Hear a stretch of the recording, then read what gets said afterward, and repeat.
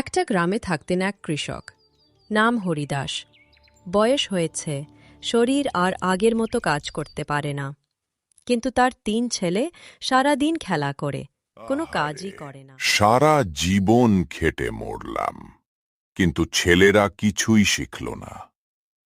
আমি না থাকলে এরা কি করে বাঁচবে?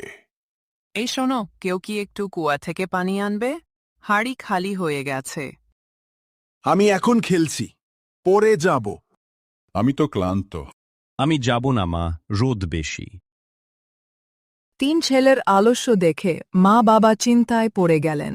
আমার মৃত্যুর পর এরা না খেয়ে মরবে, কিছু একটা করতে হবে।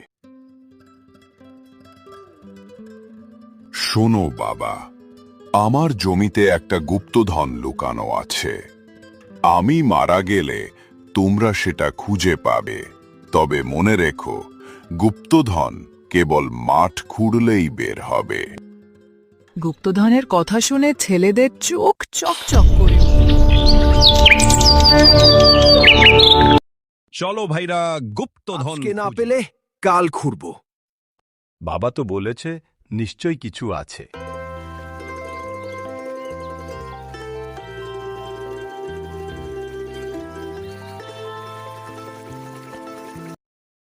এত কষ্ট করলাম, ফল কি? আমার মনে হয় বাবা আমাদের সাথে মজা করেছে। দূর থেকে কৃষক সব দেখে মৃদু হেসে নিলেন। যে কিছুদিন পর বর্ষা এলো, খুঁড়ে দেওয়া জমিতে অঙ্কুর গজালো।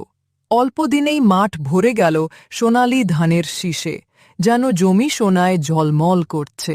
আরে, এত ফসল কবে হলো? আগে তো কিছুই হতো না। এই যে আসল গুপ্তধন। পরিশ্রমই হল মানুষের সবচেয়ে বড় ধন। বাবা, আমরা বুঝেছি, কাজ ছাড়া কিছুই পাওয়া যায় না। হালসো কেবল সর্বনাশ ডেকে আনে। আজ থেকে আমরা পরিশ্রম করব।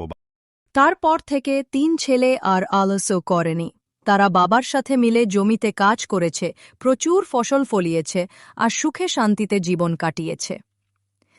এই গল্পের শিক্ষা, আলস্য সর্বনাশ ডেকে আনে আর পরিশ্রম মানুষকে সুখী ও সমৃদ্ধ করে।